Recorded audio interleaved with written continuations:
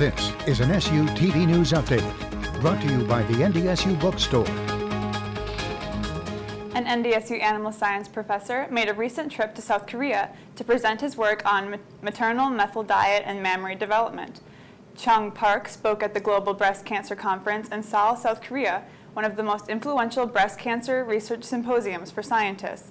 Parks also had an opportunity to discuss NDSU's progress in animal science developments. NDSU highlighted Veterans Day at the Ron Spriggs exhibit of the Tuskegee Airmen. This event honored a unique group of soldiers, the first African-American military airmen. During World War II, they helped integrate U.S. armed forces. In 1948, President Harry Truman outlawed racial segregation to promote equal treatment and opportunity among the troops.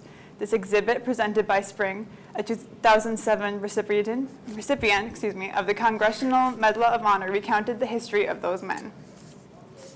We led the program off with a little bit of a tease about the veterans and to recognize each branch of the service. And that was a segue into the overall program, which is giving them historical facts about the Tuskegee Airmen.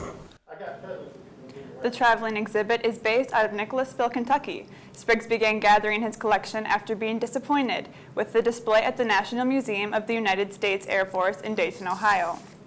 By 2015, the United States will surpass Saudi Arabia as the world's top energy producer, according to a report from the International Energy Agency.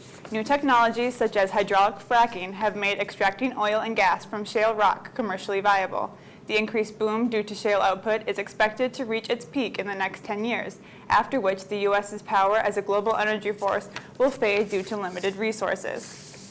The state of Minnesota has produced many high school basketball stars in the past, but nothing compares to the top of this year's senior class. The class of 2014 has what many people are calling a big three, with 3 senior players ranked in ESPN's top 25.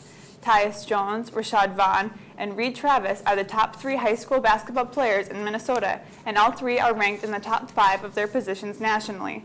Travis made a verbal commitment to Stanford University last Friday, while Jones is expected to announce his decision Friday at 3 p.m. He has narrowed his choices down to Kansas and Duke.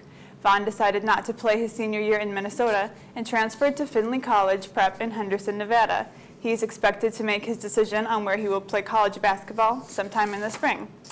And now let's take a look at the weather, brought to you by MapBus. Today we'll see mostly sunny skies with a high of 51 and a low of 31 tonight. Partly sunny tomorrow with a high of 45. And for the weekly forecast, we'll see partly sunny skies with highs in the 40s, cooling down to the mid-20s later this week. This has been an SUTV News Update, brought to you by the NDSU BookStore.